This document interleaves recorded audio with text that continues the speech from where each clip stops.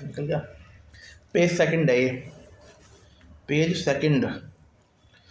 अब देखते हैं, यूपीएससी ने 2024 में पूछा था, thickness of troposphere at equator is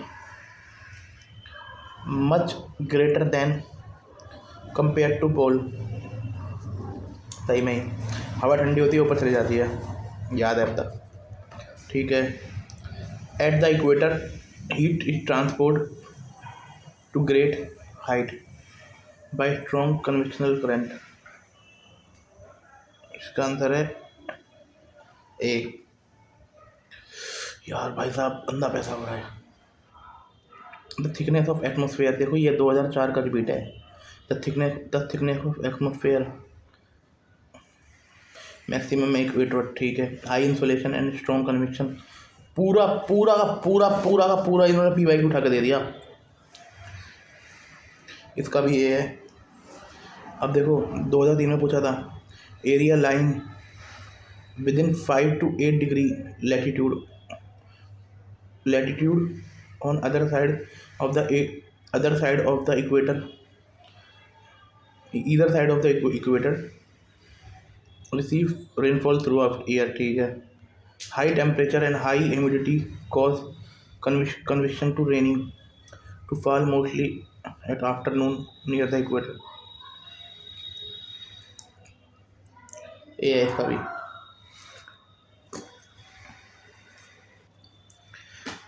equator पर ट्रोपोस्फेयर की थिकनेस सबसे ज़्यादा होती है, ऐसा क्यों? ट्रोपोस्फेयर क्या होता है? वायुमंडल की सबसे नीचे वाली परत होती है ट्रोपो, जो टट्टी में है, और टट्टी कहाँ पड़ी होती है? नीचे। तो सबसे नीचे वाली लेयर कौन होगी? ट्रोपोस्फेयर।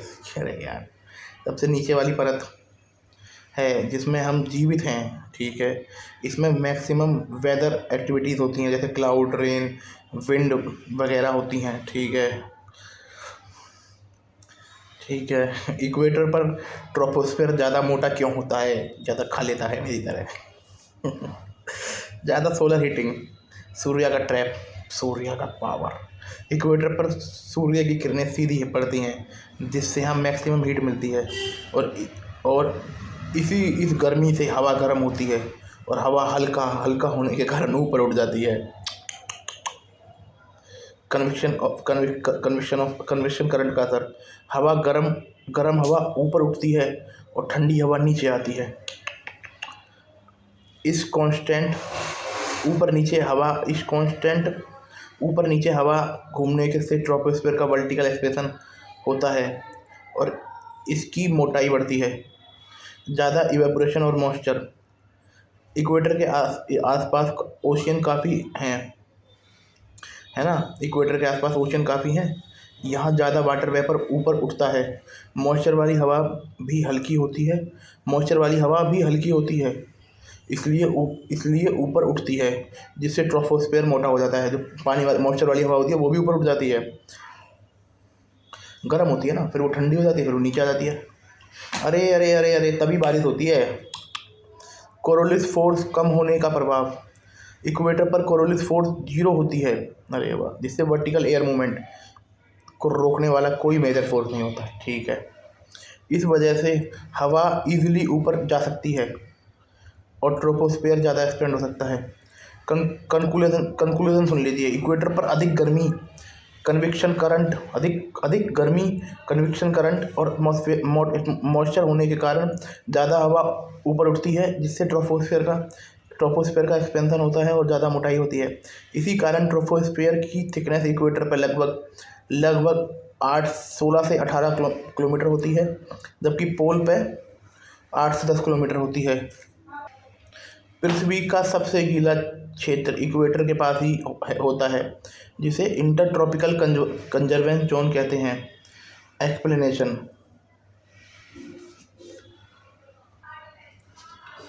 जहाँ सूरज ट्रैप में फंस गया ना, जहाँ सूरज की किरणें सीधी पड़ती हैं वहाँ सबसे ज़्यादा बादल बनते हैं और बारिश भी वहीं होती है। ये बात इक्वेटर पर सही बैठती है।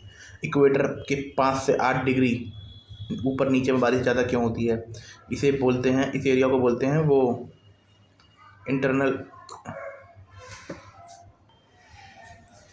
लैटीट्यूड से 5 से 8 डिग्री ऊपर और नीचे का एरिया एक इक्वेटल रीजन कहलाता है। यहाँ पूरी साल बारिश इसलिए होती है क्योंकि ज़्यादा सूर्य की किरणें पड़ती हैं। इस रीजन पर सूर्य की किरणें सीधी पड़ती हैं, जिससे ज़्यादा गर्मी होती है और पानी जल्दी इवेपोरेट होता है। ज़्यादा इवेपोरेशन, गर्मी के कारण ओशियन और रिवर से ज़्यादा पानी उड़ता है, क्लाउड बनते हैं। कन्वेक्शनल रेनफॉल गर्म और हल्का ऊपर उठती है। गर्म और हल्की हवा ऊपर उठती है, ठंडी होकर क्लाउड बनती है और रोज़ बारिश होती है। और कन्वेक्शनल रेनफॉल कहते हैं ITCZ। यहाँ यह एक लो प्रेशर जोन है जहाँ नॉर्थ और साउथ की ट्रेड विंड टकराते हैं। यहाँ हमेशा क्लाउड और बारिश बनती है।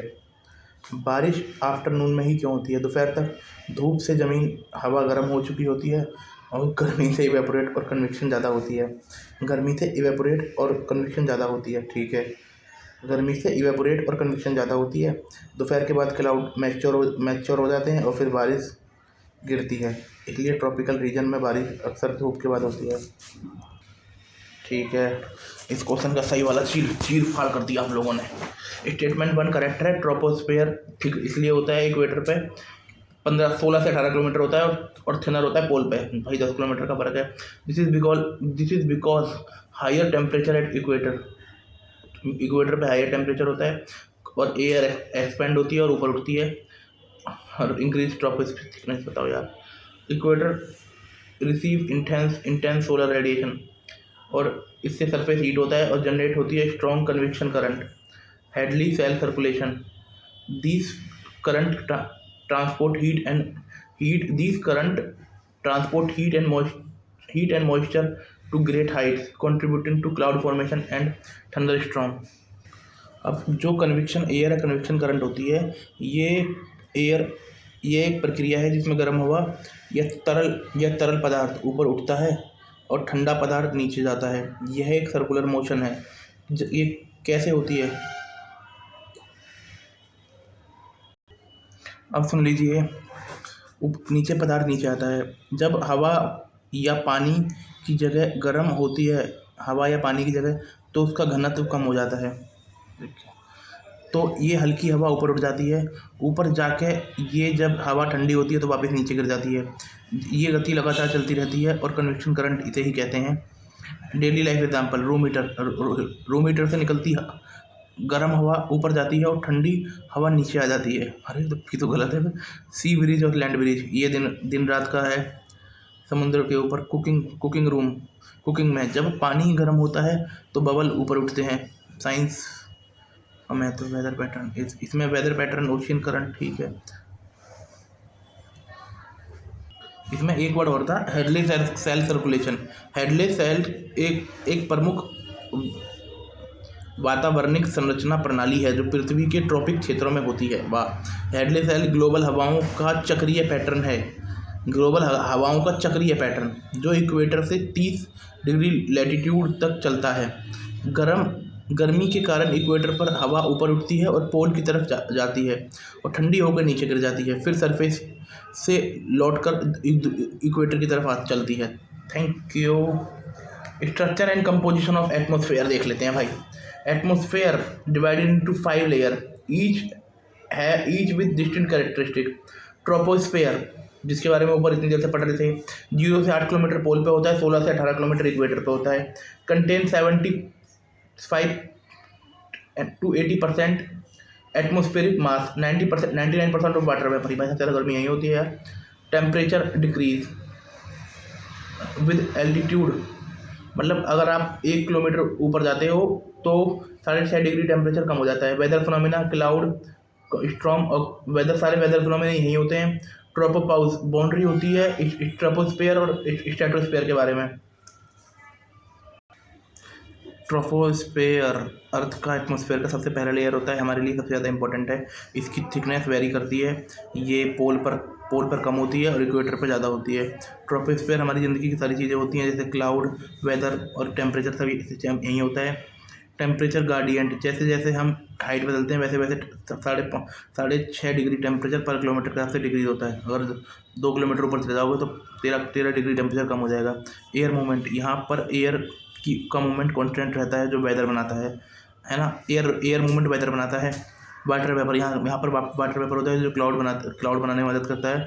ट्रोपोस्फेयर की बाउंड्री को ट्रोपोपॉज कहते हैं, यहाँ पर टेम्परेचर डिक्रीज होना बंद हो जाता है। एटमॉस्फेरिक मास, अर्थ के एटमॉस्फेयर का टोटल मास या टोटल वेट या मास होता है। यह मास अर्थ के ग्रेविटेशनल पुल के चलते सरफेस पे बंधा होता है। अर्थ के एटमॉस्फेयर में गैसेस होती हैं जिसमें 78% नाइट्रोजन, 21% ऑक्सीजन बाकी होती हैं। टोटल मास अर्थ, अरे बहुत मास है यार। प्रेशर, जब हम नीचे एल्टीट्यूड पर होते हैं एटमॉस्फेरिक प्रेशर ज़्यादा होता है, जैसे जैसे हम हाइट बढ़ते हैं प्रेशर कम होता जाता है। फंक्शन, एटमॉस्फेयर मास हमें ऑक्सीजन सप्लाई करता है और रेडिएशन से प्रोटेक्शन करता है। टेम्परेचर का चेंज रेट, जब हम हाइट इंक्रीज करते हैं जैसे जैसे ऊपर जाते हैं एटमॉस्फेयर ठंडा होता है, ये रेट डिफर कर सकता है। नॉर्मल लैप्स रेट है जब हम एक स्टैंडर्ड एटमॉस्फेयर में हर 100 मीटर पर हाइट बढ़ती है तो 0.65 डिग्री सेल्सियस डिग्री होता है। Types of lapse rate, adiabatic test lapse rate, ये उस केस में होता है जब एयर का टेम्परेचर चेंज होता है। एयर का temperature change without heat exchange, इसमें एयर का टेम्परेचर चेंज होता है पर हीट एक्सचेंज नहीं होती। इसमें dry adiabatic lapse rate 1 degree Celsius per metre per 100 metre. Saturated adiabatic lapse rate, environmental lapse rate, ये एक्चुअल टेम्परेचर चेंज मेजर करता है। ये एक्चुअल टेम्परेचर चेंज को मेजर करता है जो एटमॉस्फेयर के लोकल कंडीशन पर डिपेंड करता है। ठीक है, अब हम पढ़ने वाले हैं स्ट्रेटोस्फेयर। 8 से 50 किलोमीटर होता है। ओजोन लेयर यहीं पे बनती है। 15 से 35 यूवी रेडिएशन को एब्जॉर्ब करता है। इसकी वजह से इसका जो टेम्परेचर होता है वो बहुत हाई होता है। इसकी वजह से इसका जो टेम्परेचर होता है ना वो बढ़ता रहता है। अरे वाह यार, बड़ा अच्छा आदमी है। तो स्टेबल कंडीशन है, आइडल फॉर कमर्शियल एविएशन। पहला ट्रोपोस्फेयर हो गया, दूसरा स्ट्रेटोस्फेयर हो गया। ये 10 से लेकर 50 तक होता है। जैसे जैसे ऊपर जाते हैं वैसे वैसे टेम्परेचर बढ़ने लगता है, क्योंकि यहाँ ओजोन लेयर होती है। सूरज की यूवी रेस को ये मतलब एब्जॉर्ब कर लेता है। ओजोन लेयर ऐसी लेयर होती है जिसमें अल्ट्रावायलेट रेज प्रोटेक्ट करती हैं वेदर। इस लेयर में कोई वेदर चेंज नहीं होते। इसकी वजह से यहाँ प्लेन या फ्लाई कर सकते हैं। यहाँ ये यूवी रेस से प्रोटेक्शन देता है। प्लेन फ्लाई जोन है। साइंटिफिक रिसर्च, वेदर बलून यहीं तक जाते हैं। वेदर बलून भी यहीं तक जाते हैं। ये क्वेश्चन बन सकता है कि स्ट्रेटोस्फेयर तुम्हारा स्टेबल क्यों होता है ना। टेम्परेचर इन्वर्जन, स्ट्रेटोस्फेयर में टेम्परेचर नीचे से ऊपर बढ़ता है। ये उल्टा होता है ट्रोपोस्फेयर से। टेम्परेचर इन्वर्जन कहते हैं। जब टेम्परेचर ऊपर बढ़ता है तो इन्वर्स रिलेशनशिप होता है ना। गर्म हवा ऊपर होती है, ठंडी हवा नीचे। गर्म हवा ऊपर होती है, ठंडी हवा नीचे। ठीक है, इस वजह से हवा ऊपर नहीं उठती। ठीक है, गर्म हवा ऊपर, ठंडी हवा नीचे। ठीक है, जब ठंडी हवा नीचे और गर्म हवा ऊपर है तो हवा में उथल पथल या कन्वेक्शन नहीं होती। अब ठंडी हवा और नीचे क्यों जाएगी। ओजोन का रोल, ओजोन यूवी रेस को तो हीट जनरेट करती है पर ट्रोपोस्फेयर को गर्म बनाती है। स्ट्रेटोस्फेयर स्टेबल होती है क्योंकि इसमें टेम्परेचर ऊपर जाने पर बढ़ता है और हवा के वर्टिकल मूवमेंट को रोकता है। ओजोन लेयर यूवी रेस को एब्जॉर्ब करके हीट क्रिएट करती है। ठीक है, अब इसमें मीसोस्फेयर के बारे में लिखा है। ये 50 से 85 होता है। कोल्डेस्ट लेयर है, -90 डिग्री सेल्सियस है एट मीसोपोज, है ना। मीसोपोज पे मीटियोर यहीं बर्न होते हैं, है ना। मीटियोर यहीं बर्न होते हैं। ये अर्थ के एटमॉस्फेयर की 3rd लेयर है, स्ट्रेटोस्फेयर के नीचे और थर्मोस्फेयर के नीचे। स्ट्रेटोस्फीयर के ऊपर थर्मोस्फीयर के नीचे होती है, लगभग 50 से 85 तक होती है टेम्परेचर। इसी लेयर में टेम्परेचर नीचे जाते जाते जाते कम होता है। मतलब जैसे जैसे ऊपर जाओगे वैसे वैसे टेम्परेचर बढ़ेगा, नीचे जाते रहोगे टेम्परेचर कम होता जाएगा। अपर मीजोस्फीयर का टेम्परेचर माइनस 90 डिग्री तक पहुंच जाता है। ये एटमॉस्फेयर की सबसे ठंडी लेयर होती है। मीटियोर यहीं बने होते हैं, जिसे उल्काएँ कहते हैं, स्पेस से आते हैं और यहाँ फ्रिक्शन के से जलकर बन ख़त्म हो जाते हैं। नॉक्टिल्यूएंट क्लाउड बहुत हाई और रेयर क्लाउड नॉक्टिल्यूएंट क्लाउड होते हैं, इसी लेयर में बनते हैं। ठीक है। नॉक्टिल्यूएंट क्लाउड। नॉक्टिल्यूएंट क्या है? नॉक्टिल्यूएंट क्लाउड है, यहाँ एयर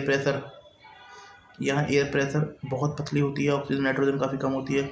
इंपॉर्टेंट क्यों है? अर्थ को स्पेस आने वाले छोटे छोटे मीटियोर से ये बचाती है। वेदर बलून यहाँ तक नहीं पहुँच पाते। सैटेलाइट इससे ऊपर होती हैं। ये लीस्ट स्टडीड लेयर है, यहाँ बिल्कुल ये लीस्ट स्टडीड लेयर है। नॉक्टिल्यूएंट का मतलब होता है रात में चमकने वाले। नॉक्टिल्यूसेंट इन्हें नाइट शाइनिंग क्लाउड भी कहा जाता है। ये मीजोस्फीयर में बनते हैं। लगभग 75 से 85 किलोमीटर की ऊंचाई पर ये दुनिया की सबसे ऊंचाई पर बनने वाले क्लाउड हैं। ये जब वाटर वेपर और मीटोरिक डस्ट स्पेस से आता है, ठंडी टेम्परेचर से टकराते हैं तो ये आइस क्रिस्टल बन जाते हैं। इन्हीं आइस क्रिस्टल से नॉक्टिलियल क्लाउड बनते हैं। जब वाटर वेपर और मीटोरिक डस्ट तो स्पेस से आता है, ठंडी टेम्परेचर से टकराते हैं तो ये बन जाते हैं। जब ये कब दिखाई देते हैं? ये क्लाउड तब दिखाई देते हैं जब सूरज ढल चुका होता है, लेकिन सूरज की रोशनी मीजोस्फीयर को अब भी इल्यूमिनेट कर रही होती है। रात के समय जब दूसरे क्लाउड अंधेरे में छुप जाते हैं तो ये हल्के हल्के नीले या चमकते सफ़ेद रंग के दिखाई देते हैं। कहाँ दिखते हैं? ये मोस्टली पोल के आसपास, आर्टिक या अंटार्कटिक में रीजन में दिखते हैं। लेकिन कुछ टाइम पे ये मिड लैटिट्यूड में भी दिख सकते हैं। अब ये क्लाउड नॉक्टिल्यूसेंट क्लाउड कुछ टाइम में मिड लैटिट्यूड में इसलिए दिख सकते हैं क्योंकि ज़्यादा मॉइस्चर और मीथेन है। क्लाइमेट चेंज के कारण ऊपर एटमॉस्फेयर में वाटर वेपर अमाउंट बढ़ गया है, इसलिए मीथेन का ब्रेकडाउन से भी ज़्यादा मॉइस्चर होने से आइस क्रिस्टल ज़्यादा बनते हैं। जैसे नॉक्टिल्यूएंट क्लाउड जैसे मीटोर की डस्ट तो होगी, जैसे जैसे ज़्यादा वाटर वेपर बनेगा, आइस क्रिस्टल बनेंगे और नॉक्टिल्यूएंट क्लाउड मिडिल लैटिट्यूड तक फैल सकते हैं। Cooling mesosphere. ग्लोबल वार्मिंग ने थोड़ा एटमॉस्फेयर गर्म किया है, लेकिन मीजोस्फीयर ठंडी हो गई है, जो आइस क्रिस्टल बनाने के लिए परफेक्ट कंडीशन है। ये क्लाउड ज़्यादा जगह पर फॉर्म होने लगते हैं, इंक्लूडिंग मिडिल लैटिट्यूड 30 से 60 तक। Pollution and dust particle. Meteoric dust के अलावा हमें ह्यूमन एक्टिविटी से टाइनी पार्टिकल एटमॉस्फेयर में जा रहे हैं, जो कंडेंसेशन न्यूक्लियाई का काम करते हैं। अब थर्मोस्फेयर 85 से 600, इसे आयनोस्फेयर भी कहते हैं। टेम्परेचर राइज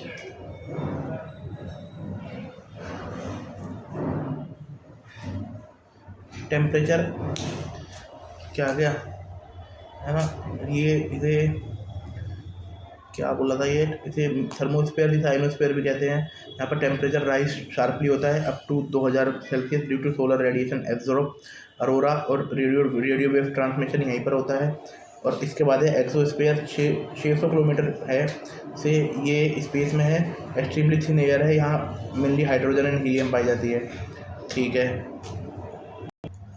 थर्मोस्फेयर ये 4th लेयर है और ये यहाँ पर टेम्परेचर ज़्यादा बढ़ता है और अरोरा यहीं होते हैं। और ये 4th लेयर है, मीजोस्फीयर के ऊपर है, एक्सोस्फीयर के नीचे है। 85 से लेकर 600 तक या कभी 1000 किलोमीटर तक हो सकता है। टेम्परेचर बहुत तेज़ी से बढ़ता है, सन की एनर्जी डायरेक्टली इस लेयर को हीट करती है और टेम्परेचर 1500 से लेकर 2500 सेल्सियस तक पहुँच सकता है। यहाँ हवा बहुत पतली होती है लेकिन गर्मी फील नहीं होती। अरे क्यों भाई? हवा बहुत पतली होती है लेकिन गर्मी फील नहीं होती। यहाँ Arora northern and southern light के नाम से जाने जाते हैं। इसे तभी तो आयनोस्फीयर है, यहाँ आयन ज़्यादा होते हैं ना। सन से आने वाले चार्ज पार्टिकल थर्मोस्फीयर की गैस से टकराते हैं। सन से आने वाले चार्ज पार्टिकल थर्मोस्फीयर की गैस से टकराते हैं, लाइट ग्लो करती है। और अरोरा बोरोलिसिस नॉर्थ में, अरोरा ऑस्ट्रोलिसिस साउथ में। इंटरनेशनल स्पेस स्टेशन और कुछ सैटेलाइट इसी ऑर्बिट में है। यहाँ पर ग्रेविटी इफेक्ट कम होता है। रेडियो वेव का रिफ्लेक्शन आयोनोस्फीयर नामक एक रीजन थर्मोस्फीयर में होता है, जहाँ रेडियो सिग्नल रिफ्लेक्ट करता है, जिससे लॉन्ग डिस्टेंस कम्युनिकेशन पॉसिबल बनता है। एयर डेंसिटी बहुत पतली होती है और मॉलिक्यूल इतने दूर होते हैं कि उनका डायरेक्टली टकराना मुश्किल होता है। टेम्परेचर हाई होने के बाद भी यहाँ गर्मी नहीं लगती, क्योंकि टेम्परेचर वर्सेस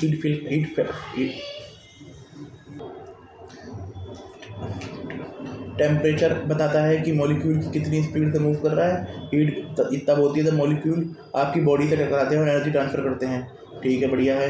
थर्मोस्फीयर में क्या होता है, यहाँ टेम्परेचर 2000 से ले तक 2000 से भी ज़्यादा होता है, लेकिन एयर की डेंसिटी बहुत कम होती है। इसका मतलब हवा में मॉलिक्यूल बहुत दूर दूर होते हैं। मॉलिक्यूल की कमी तो नो टच नो हीट, तो कम मॉलिक्यूल होंगे तो ज़्यादा मॉलिक्यूल आपको हीट नहीं कर सकते, इसलिए एनर्जी ट्रांसफ़र नहीं होती। इस वजह से चाहे टेम्परेचर कितना भी हो लेकिन आपको गर्मी महसूस नहीं होगी। तो जो एक आयरन रॉड की हीट 2000 सेल्सियस तक है, उसे छूने पर तुरंत उसे छूने तक तुरंत जलन होगी। अब सोचो 2000 सेल्सियस के टेम्परेचर वाली हवा में 1 या 2 मॉलिक्यूल आपको टच कर रहे हैं तो गर्मी फील नहीं होगी। ठीक है। एटमॉस्फेयर वायुमंडल की सबसे भारी परत होती है। ये पृथ्वी के लगभग 700 से लेकर 10,000 किलोमीटर तक पतली होती है। यहाँ गैसें बहुत पतली होती हैं, जहाँ हाइड्रोजन हीलियम जैसी हल्की गैस होती है। यहाँ ग्रेविटी बहुत कम होती है, इसलिए मॉलिक्यूल आसानी से स्पेस में निकल जाते हैं। ठीक है। सैटेलाइट जैसे GPS सैटेलाइट इस रीजन में होती हैं। इस परत पर सबसे ज़्यादा इंटरप्लेनेटरी स्पेस, मतलब यहाँ अंतरिक्ष शुरू हो जाता है। एटमॉस्फेयर वायुमंडल की अंतिम सबसे भारी परत है, जहाँ अंतरिक्ष शुरू हो जाता है। सबसे भारी परत है क्योंकि ग्रेविटी सबसे कम लगती है। जैसे जैसे हम ऊपर जाते हैं, यानी हायर टू जाते हैं, ऑक्सीजन का प्रेशर कम हो जाता है, कारण एटमॉस्फेयर का प्रेशर हाइट के साथ गिरता है, इसलिए हवा पतली हो जाती है और अवेलेबल ऑक्सीजन मॉलिक्यूल कम हो जाते हैं। सांस लेने में दिक्कत होती है। हवा पतली होती है और मॉलिक्यूल कम होते हैं, इस वजह से। अब हम देखते हैं composition of atmosphere. Permanent gases, nitrogen, oxygen, argon, variable gases CO2 0.4, water vapour 0 to 4%। Water vapour साला हरामी है। O3 CH4 N2O aerosol dust soot volcanic ash influence climate and cloud formation. ये एरोसेल होते हैं, एरोसेल में dust होते हैं और शूट होते हैं, वोल्केनिक ऐश होती हैं और ये इन्फ्लुएंस करते हैं क्लाइमेट एंड क्लाउड फॉर्मेशन में।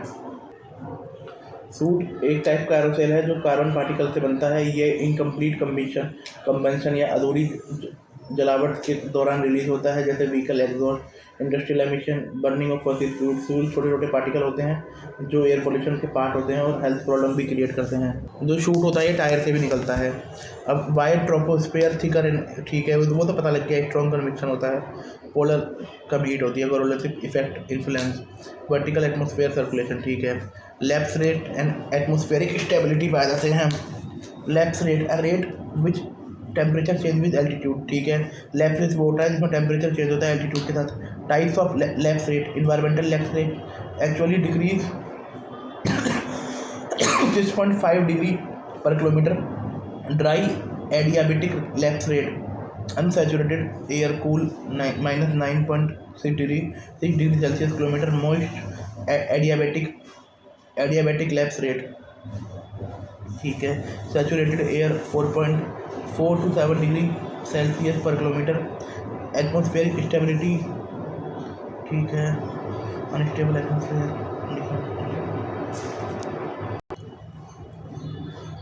लैप्स रेट एक फिनोमिना होता है जिसमें टेम्परेचर एटमॉस्फेयर के ऊपर चढ़ने पर बदलता है। ये अलग अलग कंडीशन पर डिपेंड करता है। इन्वायरमेंटल लैप्स रेट वो रेट होता है जिसमें टेम्परेचर का चेंज एटमॉस्फेयर में होता है। जब हम ऊपर जाते हैं तो average 6.5 degree Celsius per kilometre कम होता है। मतलब हर किलोमीटर पर जाने पर टेम्परेचर 6.5 डिग्री कम हो जाता है। ये रियल वर्ल्ड एटमॉस्फेयर का टेम्परेचर दिखाता है। ये रियल वर्ल्ड एटमॉस्फेयर का टेम्परेचर चेंज दिखाता है, जो कि रीजन जो कि रीजन और वेदर कंडीशन के हिसाब से वेरी कर सकता है। ये रियल वर्ल्ड का है, मतलब जो ये ओवरऑल एवरेज है टेम्परेचर लैप्स रेट।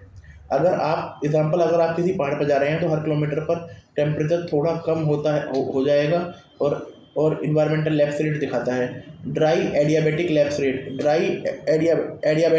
रेट तब होता है जब एयर पार्सल मतलब ब्रीज या हवा का एक हिस्सा सूखी हो और वो बिना किसी हीट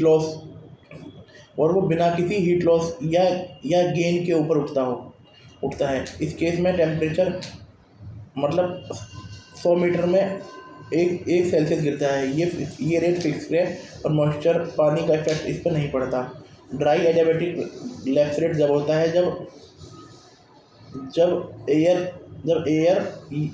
ब्रीज या हवा का एक हिस्सा सूखी हो बिना किसी हीट लॉस या गेन के ऊपर उठता हो। ठीक है, अगर एक ड्राई पार्सल 1 किलोमीटर ऊपर उठता है तो उसका टेम्परेचर ठीक है, इसमें हीट लॉस या हीट गेन के ऊपर उठता है। ये बिना किसी हीट गेन या हीट लॉस के ऊपर उठता है। मोस्ट एडियाबैटिक लैप्स रेट तब होता है जब एयर पार्सल में मॉइस्चर पानी होता है वो ऊपर उठता है। जैसे जैसे एयर पार्सल ऊपर उठता है मॉइस्चर कंडेंस होकर हीट रिलीज करता है, इसलिए मोस्ट एडियाबैटिक लैप्स रेट है। ये तब होता है जब एयर पार्सल में मॉइस्चर होता है। जैसे जैसे ऊपर उठता है वैसे वैसे एयर पार्सल उठता है। ठीक है, जब मॉइस्चर कंडेंस होता है हीट रिलीज होती है, इसलिए 100 मीटर पर 0.5 है बीच के होता है। ये ड्राई एडियाबैटिक लैप्स रेट से क्योंकि कम होता है क्योंकि यहाँ कंडेंसन के कारण लेटेंट हीट रिलीज होती है और टेम्परेचर स्लो डाउन करता है।